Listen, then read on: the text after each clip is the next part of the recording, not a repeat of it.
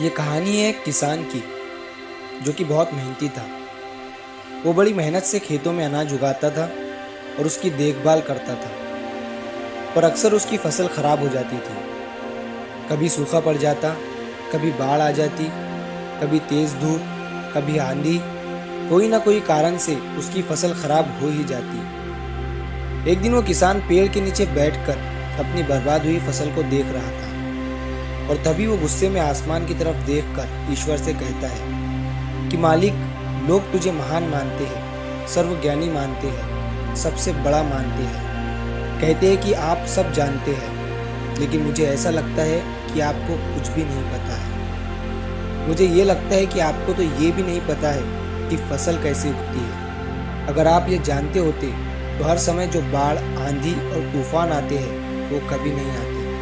आप नहीं जानते कि कितना नुकसान उठाना पड़ता है हम किसानों को। अगर मेरे हाथ में ये शक्ति होती कि जैसा मैं चाहूँ वैसा मौसम हो जाए, तो फिर आप देखना मैं फसल को कितने अच्छे तरीके से उगाता हूँ। तभी उठने में ऊपर से आवाज़ आई, मैं तुझे ये शक्ति देता हूँ। आज से तू जैसा चाहे वैसा मौसम करके अपनी फसलों की रक्षा कर सकता है। एक दो दिन गुजरने के बाद किसान ने फिर से अपने खेत में गेहूं की फसल उगाई। अब किसान के पास तो शक्ति थी, वो जैसा चाहे वैसा मौसम कर सकता था। तो किसान ने आंधी, तूफान, बाढ़ कुछ भी उसने अपने खेतों पर आने नहीं दिया। किसान ने अपनी फसलों को नष्ट होने से बचाया और उस साल उस किसान के खेत में ऐसी फसल हुई जो पहले कभी नहीं हुई थी। मन ही मन वो किसान बहुत खुश हो रहा था और साथ ही साथ ये सोच रहा था कि ईश्वर को बताऊंगा कि इसे कहते हैं शक्ति का सही इस्तेमाल।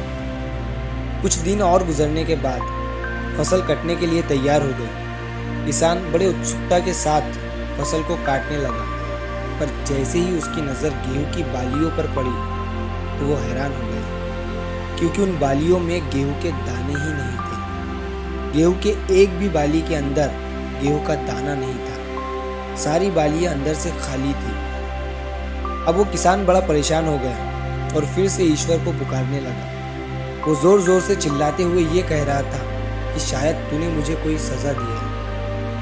तभी ऊपर से आवाज आई कि मैंने तुम्हें कोई सजा नहीं दी है, बल्कि इसके जिम्मेदार तो तुम खुद हो। तुमने अपने पौधों को संघर्ष करने का मौका ही नहीं दिया।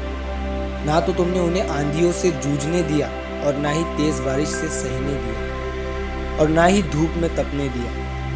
एक भी चुनौती का सामना तुमने उन्हें नहीं करने दिया।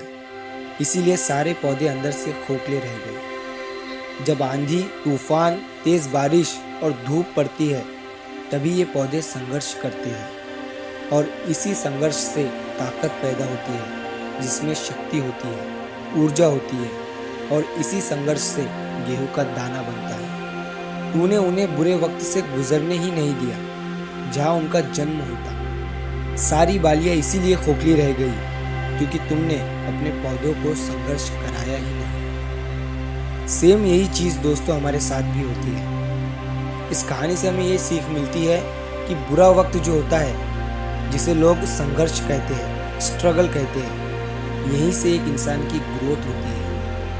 आपको पता होगा कि जब एक डायरेक्टर कोई मूवी बनाता है, तब वो डायरेक्टर सबसे डिफिकल्ट रोल अपने बेस्ट एक्टर को देता है। तो जब भी आपको ऐसा लगे कि आपकी ज़िंदगी में तकलीफ़ें हैं, बहुत ज़्यादा प्रॉब्लम्स हैं और आपकी किस्मत ख़राब है, तब खुश हो जाइए, क्योंकि उस ईश्वर ने ये सारी प्रॉब्लम्स आपकी ही लाइफ में क्यों दिया है। क्योंकि उसे पता है कि आप इन सब को पार करके आगे निकल सकते हो। और ज़रा सोच कर देखिए, अगर आपकी ज़िंदगी में कोई प्रॉब्लम ही ना हो, कोई संघर्ष ही ना हो, तब ज़िंदगी जीने में मज़ा ही नहीं आता।